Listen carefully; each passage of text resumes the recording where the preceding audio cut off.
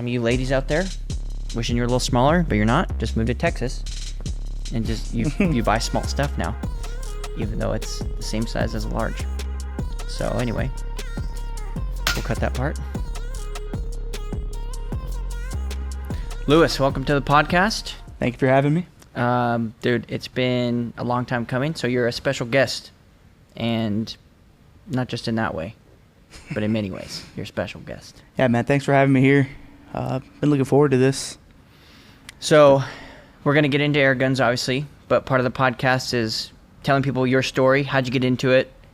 How'd you find out about it? And then what made you just be like, yeah, you know what? I think I want to shoot Airguns, and stuff like that. So let's just jump right in. What got you into Airguns? Well, I grew up in the suburbs of Georgia, so to be able to do any shooting was, you couldn't just go outside with a 22 or anything like that. But, so we started off with just the break barrels and BB guns and whatnot, and I started getting into the YouTube side of it. Started seeing all the people with the PCP air rifles, and, they're just incredible. So I ended up getting my hands on a Benjamin way back when. It's 22 caliber. It was awesome. Had a great time with it. I was too young at the time to really truly enjoy how awesome they really were, but it ended up sitting for a while and decided I wanted to get it fixed up once I moved out here to Texas, and that's when I ran into you. I came in for pellets, ended up leaving with a brand new air rifle that day, and now living in Texas, the opportunity is endless. There's so much stuff you can hunt. There's so much opportunity to be actually out in the outdoors, and we kind of live near the city, but we're just far enough out where we can enjoy the countryside and be able to do a lot more hunting. Well, you're a hunting extraordinaire, and even though you're a young buck, 12 years old, guys, you've done a lot of 12 and a half. I am 12. Have you seen bench warmers? I have. Oh gosh, when he gives him the thing, it's that like super jacked like Cuban guy. Yeah. And he's just gives the guy a piece of paper that says he's 12 and has a $10 bill. Anyway, good times. But you've done a lot of hunting. Yes. Probably more hunting than your average bear. Yes. Even at a young age. So give me some of your background. You grew up hunting. You grew up in Georgia. Are the peaches really anything to... No, there's no peaches in Georgia. I don't even know why it's the peach state. It's only in central Georgia there's a little bit of peaches, but... That John Denver's full of shit, right? Yeah. So, okay, so tell us, what's your background? You grew up shooting, you grew up hunting. Give us more. Well, when I first started out, it was with my grandfather. He got me a BB gun. Just a little regular old Daisy BB gun when I was probably 3 or 4 years old. I started shooting. And that's when I gained the interest. Just me and Grandpa would ride around, shooting the BB guns, having a great time. And we were on several deer leases at the time. And, so we did a lot of whitetail hunting, hog hunting, small game hunting. But that's just where it started. My grandfather, he's been hunting forever. So, yeah.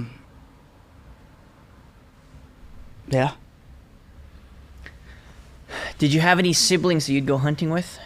Was it like a family ordeal? Was it a special thing between you and your grandpa? Yeah, it was mainly just me and my grandfather. My siblings never really got into it all too much. It was mainly just me and him. We'd go out to deer camp and we'd set up, and we had a camper out there, and every season me and my grandfather were always the first people to get deer on the ground. At the end of the hunts, everyone would come back and they'd pull their trucks into camp, and every time we were the first ones to actually have deer strung up, and it's always a good feeling, and not just the hunt, but all the meat, Us being Hispanic, we turn into everything. Tamales, tacos. It's all delicious. My grandma always found a way to make it right. What's a classic Mexican dish that you guys would make with deer? Well, kind of like a beef tips and gravy kind of ordeal. Just brown the meat, a little bit of oil, a little bit of onions, add some flour, turn it to a gravy, homemade flour tortillas. That was a staple. That was the best way to have it, in my opinion. What kind of special seasonings? Just the normal stuff, really. Just salt, pepper, garlic. No cocaine? You don't need much. A little bit of that. Not much, though. Enough to get you going? just enough to get you going. When you say you had a lease, was this in Georgia that you were shooting and hunting, or was it coming into Texas, or was it both? Well, we used to come over here. We started off in Georgia. I hunted over there probably from the age of 7 was the first year that I harvested a deer. I was 7 years old. And we had a lease that had several different properties. It probably had like 4 or 5 different parcels of land. It was all timber woods. It was all for the paper companies. So the paper companies would own these big parcels of land that they'd grow pines on. Dunder Mifflin. And then, exactly. And Dwight Schrute, actually, he would lease out the land to us. No, but, yeah, it started out there. We had a lot of leases. We shot a lot of deer out there, but I always heard stories from my grandfather because he is from the valley. He's from San Benito, Texas. He's from deep South Texas. I always heard the stories of him hunting here, more southwest if you're kind of Zapata area, Hebronville. He grew up, he was out there hunting with my uncles and my cousins and everybody for years before I was born. And I always heard the stories of how nice it was to hunt here in Texas. Just, I mean, a completely different change of scenery. And, you know, everyone always says the grass is green on the other side. And in the case of Texas, it is. You know, we grew up, like I said, hunting in Georgia.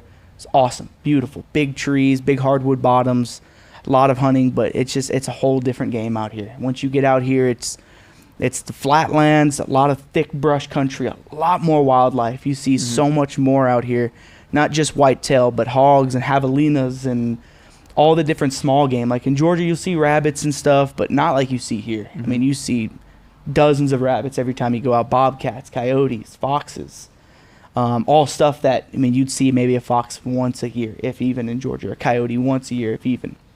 So being able to come out here, it's just been awesome. It has been such a blast being out here. Been here for 4 years now, and time has just been flying by. I mean, I'm on a new lease here now it's nice. I mean, it's 25 minutes from my house. Managed to pull a very nice buck this past season out of there. 2 nice bucks out of there this past season. Great times out there, man. I love it. I can't get enough of it. Who's got bigger bucks, Georgia or South Texas? Yeah, South Texas has the antlers for sure. One thing I don't really like, the only thing I can say bad about Texas whitetail is their body size, because, you know, everyone wants to shoot a nice buck. Everybody, of course, you like the big horns, but the muscle groups on these South Texas deer, they're just such a smaller body deer. Like that buck that I shot this past season, he huge horns on him. But then when I walked over him, he was the size of my dog. You know, I was like, what the heck? And, you know, typically I'm used to, you know, when, you know, I do all my own processing. So when you break down the deer, the muscle groups, if it's a bigger deer, you'll be able to pull bigger steaks out of each muscle group. The deer here, when you stake them out, the steaks are just so much smaller. It's crazy, but Lesbian deer. They got them. They're out here. They're small but mighty. Yes. Dude, yeah, there's a frickload of deer here. When I moved here a couple years ago, that was the thing that got me, was just coming from Colorado. Huge deer, right? Rocky Mountain, mule deer. Like, those are big body. Yeah, those are different kind of lesbian deer up there. But you don't see them as much as you can't drive a freaking half mile down the road here and without seeing a dead deer. Yeah, it's crazy. I don't think people really understand how many deer are here in Texas. It's insane. Yeah, I do fence work, as you know, so I'm always in people's backyards here in up 281 Timberwood Park.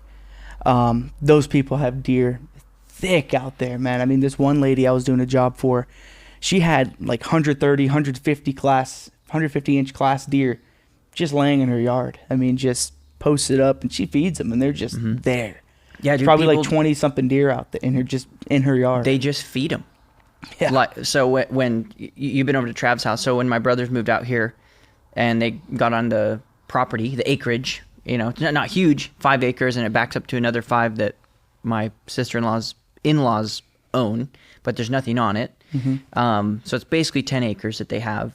And then all the properties, there's only a couple fence lines between them, but they're all like multiple acre properties, you know, 5, 10, 15 acres and stuff like that. But the deer are, they name them now. So you hand feed them. There's videos on my Instagram of me feeding one we call Deer Friend. So that's the danger, is as soon as you name a deer, you can't hunt it. Yeah, Unless you're true. an absolute savage. Yeah. Now, a lot of people So- don't know here in the hill country where we are, not just whitetail, the axis deer populations, which is, there's no other place here in America that you can experience the amount of different big game that we have here. Dude, yeah, 100%. You can hunt just about any big game species in the world can be hunted right here in Texas. Yeah. Just here by your shop here. You're coming down this road on my way home. I mean, half the time on the way out, I will see a nice axis. all we have buck. to do is buy that $2.75 million 20 acres right there, and we've got our axis deer lease. Yeah, man. Yeah, there's so many axis deer. This dude was ripping in a Mustang or a Charger or something. One of those cars that is too loud and not really that nice, but it was seconds away, split seconds away from smoking this huge axis buck, which, by the way, apparently axis is one of the more delicious meats out there. I've had it. It is. I I would agree. That Nilgai is up there too with some of the best wild game meat that you can get here. You ever had Neil Diamond? I have not. Good. He's old. Cowardly. But, okay. Axis or Nilgai? What do you pick? I've only had axis deer like twice. One in sausage. We got to have them next to each other, Yeah. Prepared do, the same but way. I'm more of a Nilgai fan just because I have better access to getting Nilgai meat, and their meat yield is twice as much. I mean, Okay. a bull Nilgai they could be up to 600 pounds here in Texas. So, you get the meat yield out of that. You're getting 150, 200 pounds of deboned meat out of these big mature bulls. As opposed to an axis deer, you may get 70 on a big one. And I do think Nilgai is better though. I think axis has more of almost a goaty kind of flavor. You can taste like something different. Whitetail has its, of course, the people call it gaminess. They are Indian. Yeah. So the meat on the axis tastes a little bit different. So is Nilgai. Same. They're both from Yeah. India. I think, probably. Oh, dude, I never even thought about that. They're both from India. America is so good that even the wildlife is leaving other countries to come here and be killed. Yeah. So, you gave me some Nilgai. That's the first time I ever had it. Mm-hmm. And apparently, they are a nightmare to hunt. They are So, very tough to hunt. We may or may not be looking at trying to hunt one with an air gun. But let's jump into your most recent Nilgai hunt that was not with an air gun, and this will help kind of give some context as to how difficult they are, not only to hunt, as far as actually harvesting the animal, but also just the difficulty of what you have to do to be able to do it, especially in Texas. So you don't have to give away any trade secrets. Yeah. But This last Nilgai hunt was not this March, the March prior. I was trying to get out there before it warmed up, and I just barely beat the heat. That's the one thing you got to really take into consideration, especially on the public that you're hunting. The public that we hunt, you can't have vehicles or anything, so it makes it very difficult. I mean, like I said, it's a 500-pound animal, 200 pounds of meat, 150, 200 pounds of meat you got to carry out. And where they live there on the coast down in South Texas, it's super marshy land. So to get in there is a struggle on its own. To get out of there with a couple 100 pounds on your back is even tougher. That hunt that was an incredible hunt. It was my first time out there on that public land, and we started walking our way into the woods. We got to this little levee where hunting the wind with the wind in our face, and we were working. We'd peek up over the levee with the binoculars, and we'd peek, and just so happened, dude, I didn't have very high hopes, being that it's public. Chances are very low a lot of the times when you're hunting pressured land like that. But I came over this little rise, and I could just see the hair of the back of a bull, probably 600-700 yards away. And as I looked a little bit closer with my binos, I noticed that there was like 4 or 5 other ones with him. And man, my blood started pumping immediately. Problem is, full body erection. yes. Problem is, it's so flat out there. To be able to get within range, that's what's going to be really difficult with the air gun scene, is to be able to get close enough to be able to make an effective shot. Because, I mean, people are shooting these nilgai with 300 PRC, 300 rum. And, you know, they're heart shotting them, and they're still running. And the country that they're in, it's so thick. When that bull breaks through the tree lines and gets into those montes, it's going to be very, very hard to track. You're going to be on your hands and knees in thorns trying to find them. I got lucky. I managed to get 2 shots into them. I snuck into about 300 yards. I was able to walk. The last about 50, 70 yards, I belly crawled through the mud with my pack and my gun, belly crawled through a salt flat, and they were all looking at me. They all kept looking, and they were 250, 300 yards away, and they were trying to make out what we were. So that's a little bit, that's like right at my comfort zone of shooting. I've never made a shot on an animal at that range. I've shot targets that far, but I've never made a shot on an animal at that range. We had this nice big bull. He was perfectly broadside, probably at about 250 to 300 yards, somewhere in that window. And he was looking at me. I just held a little high, shooting a 270, 150 grain bullet. Put it on the mark. And he jumped, he kicked, he bucked, and he turned, and he stumbled, and he ran. And he was running away from me, running straight towards that monte I'm talking about, that really thick brush. Mm-hmm. And like I said, if he gets in there, it's trouble. So knowing that I already had got a good shot on him, I was okay with taking another shot on the run because he's already hit. I want to get another bullet in this animal, try to get him down as fast as possible. I rechambered. I got back on him. I let a bullet rip at about 300 yards, and it met the mark. It was insane. Best shot I've ever made in my life. Texas heart shot?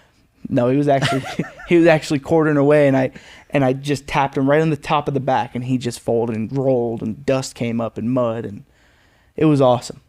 And at that range, you know, you would think you could just, you know, typically you can just walk up to the animal. He was so far out there, I couldn't find him. Even with knowing that I dropped him, it was hard to find him in all that brush because the grass is probably 3-4 foot tall. Yeah. And when they fall down in that, I mean, you're walking through hip-high grass and mud and all that. And we got up to him, man. That was an amazing hunt. And getting up to that animal and seeing him up close, because those nilgai, you never see them up close. The only time you get a chance to really look at them is if you get the opportunity to down one. Yeah. And, you know, we got our hands on him. We broke him down, skinned him, quartered him, put him all his meat in game bags, loaded in our pack bags, and it was like a 1.5 mile walk to the boat. Took him down the bay back to the boat ramp and got out of there. But that was a dang hunt, man. That was some serious fun. You think we can do it with an air gun? If we pair it with thermal, yes. Okay. Because they have such insane eyesight. You know, they don't have any predators here in Texas. But where they're from in India, their predator, the animal that gets them, it's not like the deer here where they got to worry about a coyote or a bobcat. The very spare chance of a mountain lion getting them. Where they're from in India, they got to hide from tigers, dude. Tigers is the predator that hunts those animals. That's what they're adapted to stay away from. That's what Joe Rogan was talking about, like hunting, bow hunting access deer in Lanai, like in Hawaii, is like they're so difficult to get because they have adapted from being hunted by tigers. Yeah, man. Which I don't know if you know this. That's a real predator. They're pretty good at killing stuff. Yeah, dude. Yeah. I mean, like I said, the spare chance of a mountain lion. It's very slim chance of a mountain lion even crossing paths with the nilgai. But a tiger, dude, that's a damn animal. I mean, how much does a tiger weigh?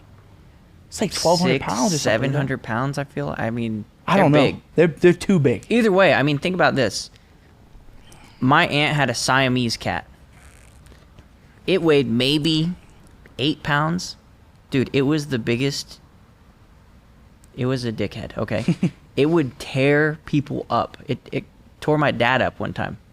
Jumped onto his head, bald guy, just scrapped the shit out of his head. Pardon my French. Yeah, imagine a tiger. Dude, now, like you've seen videos of the bobcats killing deer. Yeah, that's impressive. That's like, what does a bobcat weigh? 30 pounds? Yeah, if even. A 30-pound cat killing a 100-pound, 120-pound deer. Yeah. Now make the cat 700 pounds, dude. Yeah. You're done. So man. even like a mountain lion. I think a big mountain lion is like 200. Yeah. Really big. I was listening to a podcast and Donnie Vincent was talking about hunting cats. And they did like the data and numbers on this cat, and I think he said it was over 200 pounds, and it was only like 2 years old. So it was a massive mountain lion. But they will snap the spinal cord of an elk. Yeah. Which is like a 7, 8, you have a spine 900. here from that elk that I found dead on the road. Yeah. And that thing it's is this big around. Every bit of that. A 150 to 200 pound cat will just sever its spinal cord. Yeah. So that being said, yeah. Tough. Very tough. Yeah. And their skin is super thick, right? Yes. You know, the one that I shot, the second bullet passed through because I hit just on the top of the spine. Mm-hmm. So it just kind of nicked through the spine and came out. But the first bullet, which actually I got a cool story about that bullet. My grandfather sadly passed, I think about 3 years ago now. But I was on a hunting trip right when he went to the hospital and he wasn't doing so well. And I heard the news, I unloaded my gun, I got in the car and I drove up to Atlanta to go see him. And I had that bullet in my pocket at the hospital, the bullet that I shot that Neil guy with. And I had it for about a year or two. I hadn't shot anything with it. I was like, I'm going to save this bullet to shoot something nice with, whether it's a big buck or what. I'm not going to shoot unless it's a nice, nice target, nice trophy. And that bullet, I remember that morning I sat there and I was sitting there underneath the mesquite trees, and I sat there with a knife and I carved his initials into the casing of the bullet, and then loaded into my gun. And then that's when we got up on that herd of Neil guy. So that bullet I made hit the mark, but like you said, that thick skin, it didn't get passed through. So, which typically isn't a good thing, but in my case it was, because when I was skinning it, I was able to retrieve the actual mushroomed bullet from the bullet that I had with my grandfather. Mm-hmm. So now I still have that. I'm going to make a necklace out of it or something. I'm going to hang. I did the European mount on the Neil guy. I'd like to hang that bullet there with it as well, because it had a lot of sentiment to me as well. Yeah, that's freaking awesome. Yeah, but I never met my grandpas. Yeah. I got lucky, man. I was very fortunate to know my grandfather. He taught me everything I know about hunting and the outdoors and processing game. And, mm-hmm. But like you were saying, yeah, their skin is very tough. My cousins in the valley, shout out Ruiz Outfitters in Lozano, they do all the processing in the heart of Nilgai country. Like they're right there in the middle of Nilgai country. So they're always getting in big bulls and having to clean them. And they say the majority of the time, there's bullets that are just barely in the skin, where it went in and didn't even get past the rib cage. Damn. They're so freaking tough, man. I mean, I remember when I was cleaning it, when I was skinning it, I had to stop and sharpen my knife almost damn near every stroke of the blade, because it's just, I mean, every bit of an inch thick hide on them. Holy cow. So it's like the skin's about maybe 1/4 inch, and then it's probably about 1.5 inches once you get past like the fat, the gristle on those things. It's like armor plating, especially when you get to the neck area. Mm-hmm. The neck is, because when they fight, they I don't know if you've ever seen videos of it, but it's brutal, man. They get down on their knees, on their front legs, mm-hmm. and they just headbutt each other. And they have those little short they got horns, those horns at the man. top. Yeah. So if you see a big mature bull, you'll see its neck's all scarred up. But I've never heard of one puncturing one of their necks. I've never seen it happen. Because that neck skin, I mean, dude, it's every bit of inch and a half. My grandma had some thick. neck skin. It was, I mean, you could just. Hell yeah. It was, also they call it the bingo jiggle, when you bingo and it.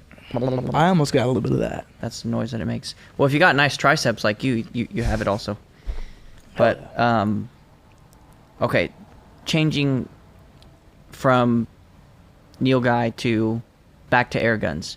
So when you came in for some pellets, mm-hmm. realized, oh man, my Marauder's leaking. Yeah. Because I haven't used it in a bunch of years, and so yeah, the O-rings. Sat for 8 years. Yeah. So O-rings went bad, and then you needed something though, and so you end up picking up an Avenger. Yeah. What surprised you about the Avenger compared to the Marauder, with that difference in time and then the cost of the Avenger compared to the Marauder? Yeah, that's true. The Marauder was expensive. I think when I paid for it back in the day, I think it was like $650, something like that, as opposed to the Avenger that was $350. Mm-hmm.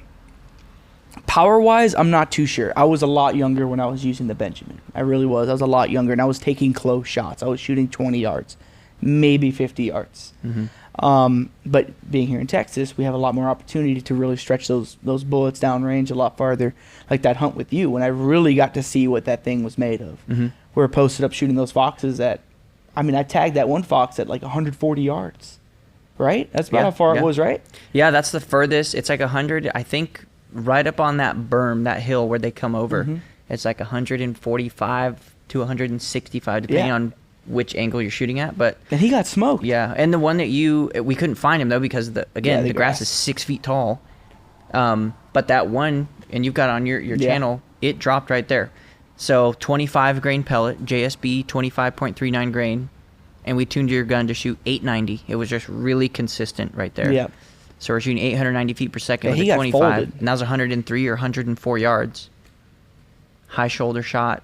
Just smoked him. Like turned around, bit, kicked like twice and was done. He didn't That was run, it. didn't make that it. That was impressive, man, because that was the first, of course I was shooting the rabbits and I was shooting the squirrels. And that was my first step into something a little bit bigger and definitely at some range. I mean, 100 yards, you tell most people 100 yards of the BB gun. Yeah. They're like, yeah, right. After I showed a bunch of people that video, man, it changed the minds of a lot of people on what these things can do here.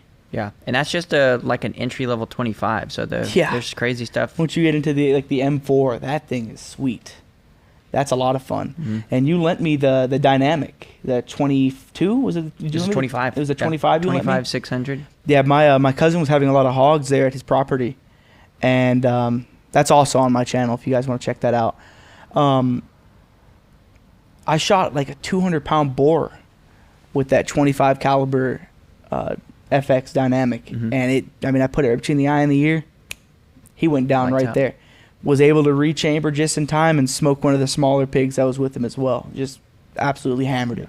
Went right down. Do you think the noise component of how quiet they were played a role in getting that follow-up shot? 100%. That's another thing.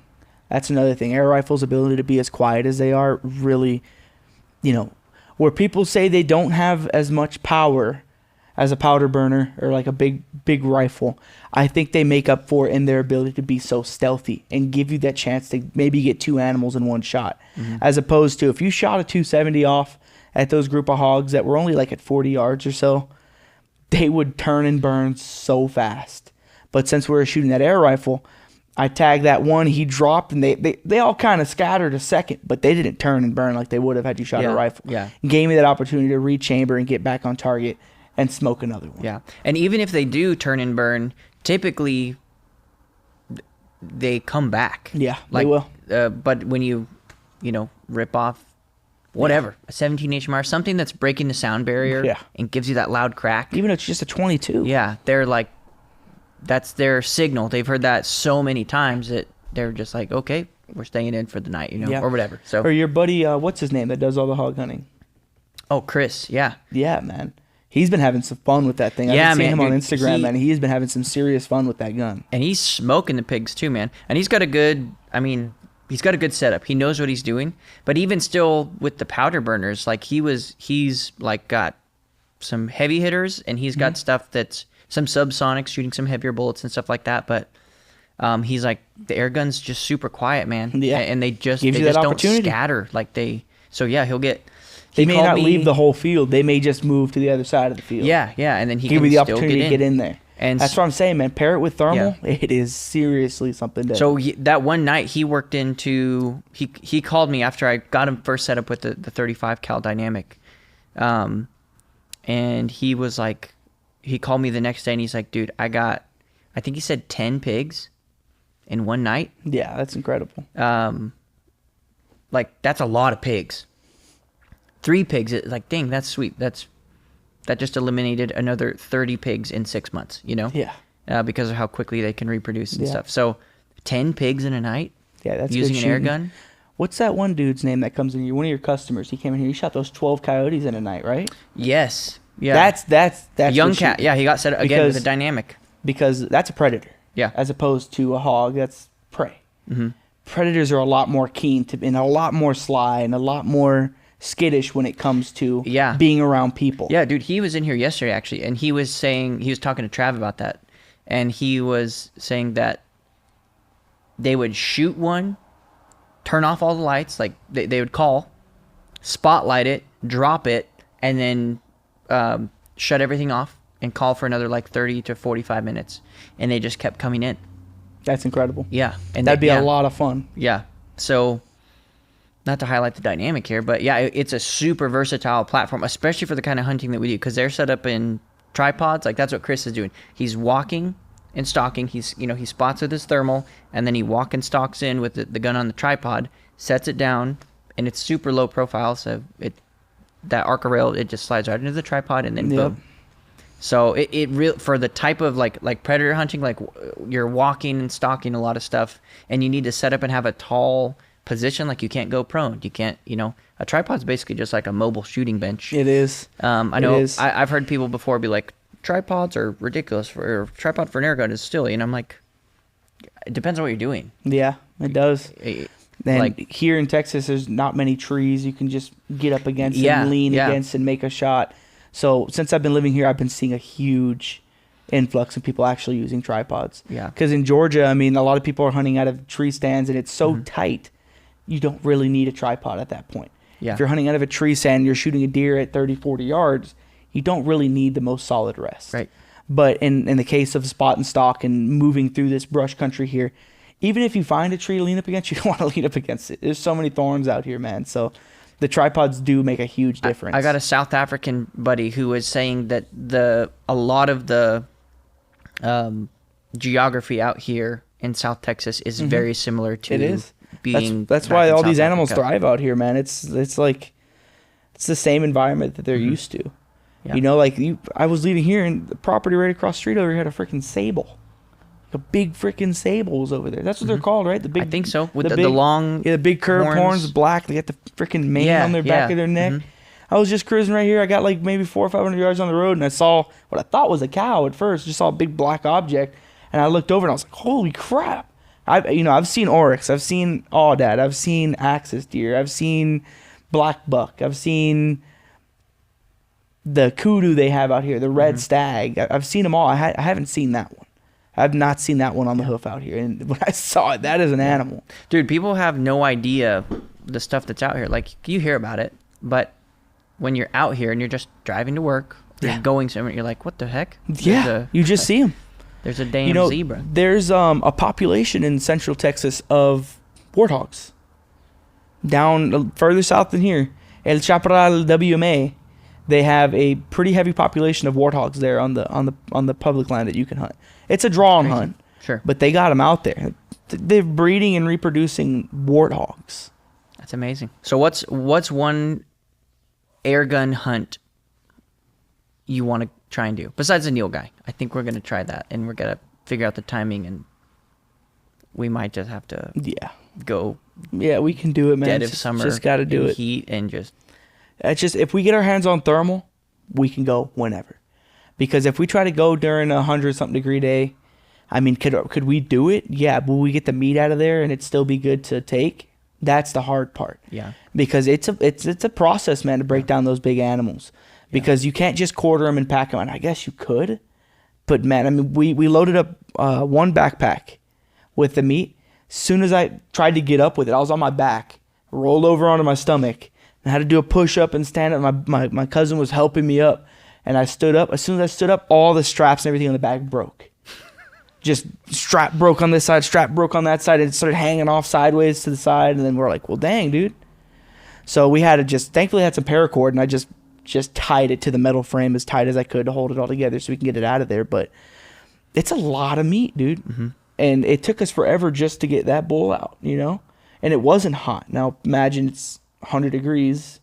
You're sitting there in tall grass trying to cut this thing up and debone it.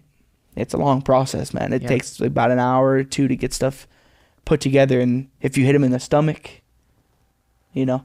So that's what makes it hard. But if we get thermal and it's not so hot and we're able to get close and make a good shot, we're not going to have to hit any of the stomach or anything like that. It's possible. We can do it whenever. I really want to do that hunt. But other than that, I'd really like to go to Florida and go do the whole iguana thing. Not just for shooting the iguanas, but also just the peacock bass fishing in that area where those iguanas are at. That's some really cool stuff, man. I've always wanted to do that. But that would be a peacock really... bass kind of like a catfish? I don't think so, no. Hybrid between the two animals? I hear you, but no. Why is it called a peacock bass? You haven't seen those fish before? They just have a huge tail on them? They got a freaking knob on their head. Do they really? Yeah, man. They got like that freaking... The male's got like this weird like lump. They kind of look like a yellow perch. I don't know if you've ever seen those. It's like a orangish, yellowish base color with like some darker stripes on it. Yeah, okay. I'm colorblind, so I may be butchering the colors on that, but... This is true. Yeah. Oh, I was going to tell you the other day, they came out with an app for trailing whitetail for colorblind people. It's on your phone, and it turns everything black and white, and then it highlights where all the red is. Like, it'll like make it pop like crazy. I was messing with it the other day, And it and just I was leads you straight to a game warden? Yeah. You Hell turn yeah. that on, and it sends your position straight to the gay Mormon. Rest in peace. Dude, yeah, I bet that makes it hard to find. What is being colorblind like? Black and white? You know, I've got this question my whole life, since the first time I ever said I was you can't colorblind. really explain it. How am I going to tell you what I see whenever... That's why I think Helen Keller probably wasn't real. Potentially. Helen Keller denier. Anyway. No, but it's weird, man. I mean, colors just blend together. Yeah. I mean, it's just like if you were look at like a forest scene, bunch of trees, maybe some yellow bushes. It's fall. There's orange and yellow leaves in the trees. Mm-hmm. I won't really see the red. I mean, I'll see like the yellow just because it's like a lighter color, but the red will look more like the shadows in the tree, and I won't be able to see it.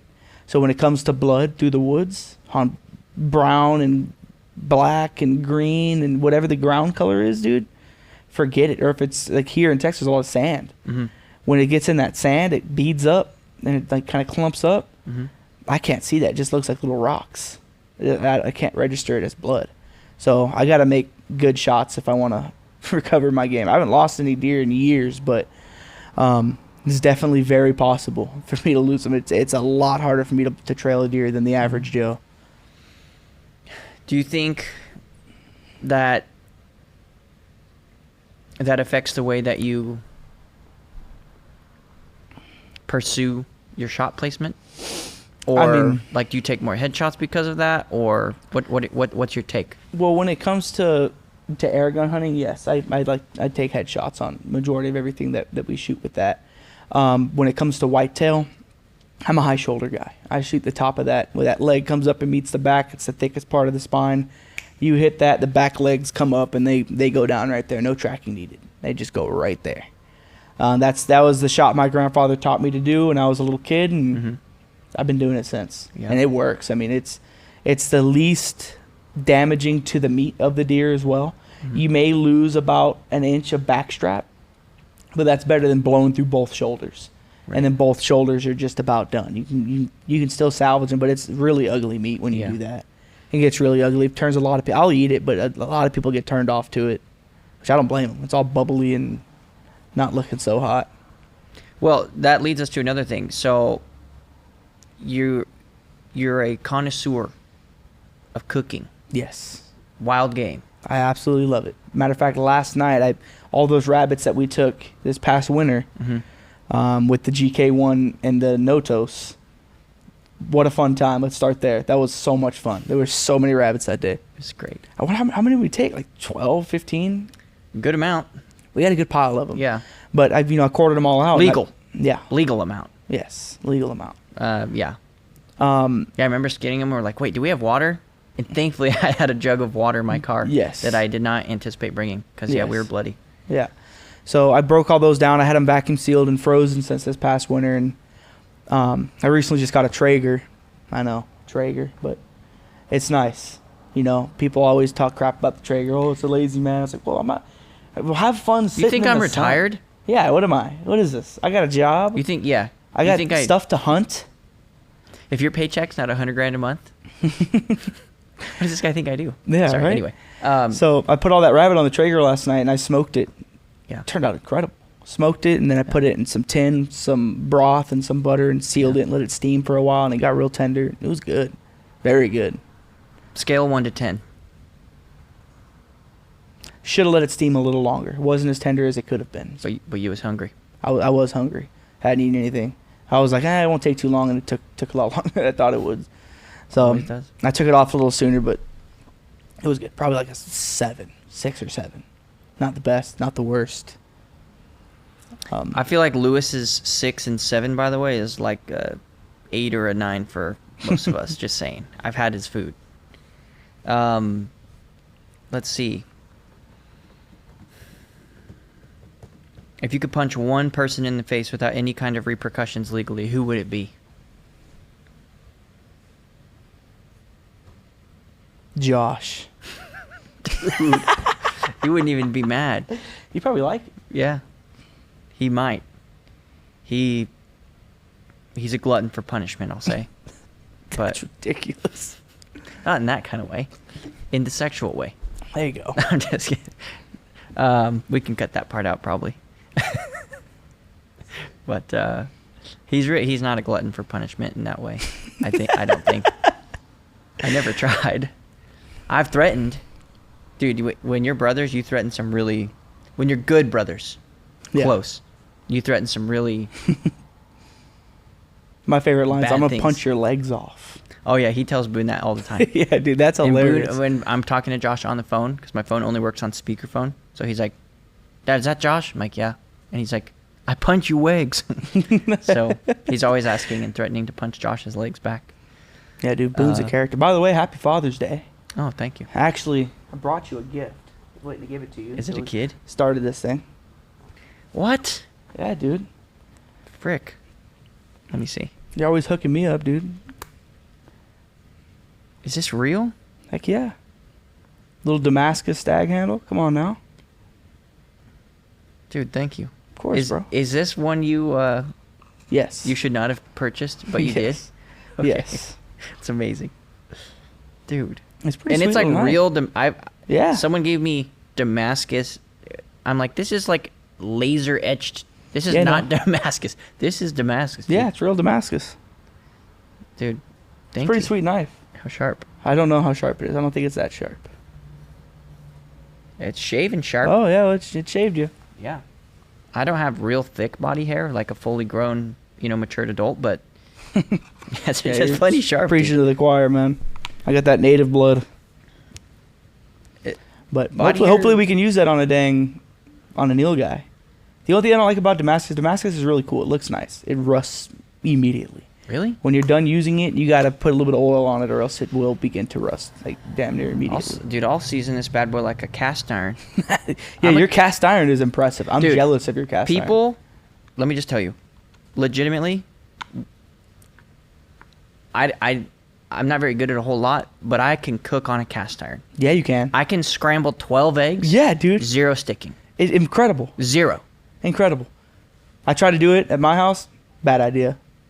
Just completely. I'm going to give you the two damn near ruined the it. two best tips, okay?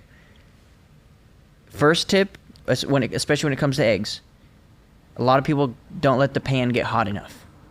And the second thing they do is they don't use enough butter. Your food won't absorb all of the butter like eggs.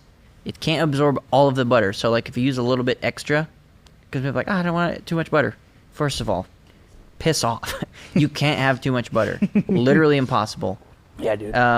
Second of all, it doesn't absorb all of the butter anyway. So you got to let your pan get hotter and then use more butter. Yeah. And if you're not using butter and you're using like something else, I think that's where I went wrong. don't do that. I think I did avocado oil just because I didn't have butter. Butter is the key, specifically with eggs. But, dude, I do a little, like a light sanding, like 120 grit on like a Lodge cast iron, and then I re-season it. Because if it's too smooth, the seasoning won't stick. So you gotta have like a little bit of texture. But dude, I can flip a damn. I've seen it. I can flip a house in my cast iron. I've seen it. Easy. Impressive. So anyway, let's see what I can do with this. Cook on it, dude. This There you will go. be the cooking surface. This is really cool, actually. That's pretty sweet. What's the little knife. green? I don't know. Maybe just like some synthetic something. Could be a type of wood. I don't know. It's a pretty sweet I little also knife. could stab. Yeah, it's got a good. It's got a good don't slip and cut your hand off. Yeah. Pizza. Or if someone, you're sword fighting, Oh, stops right there. there you go. So you maybe Yeah, just man, lose that's a knuckle. that's a good skinny knife right there. That This way your is hand, sweet. especially if you're getting real dirty with it, get all bloody. It's nice to have something that stops your hand from sliding. Because I've done it. I've slid up. I've been trying to rip through, and then my hand slid up on it before. Cut me pretty good. What were Will you happen skinning? eventually. Whitetail. Good thing it wasn't a peacock bass. Was not a peacock bass. I wish. I want to catch one of those so bad. Well, yeah, I need to do more fishing. Lewis got me hooked on fishing too. So I hooked up with that little fly rod. You're over there trying to catch brim with frickin' the wrong bait, big artificial lures. I was I like, just you need didn't a give fly a frick rod. for fishing.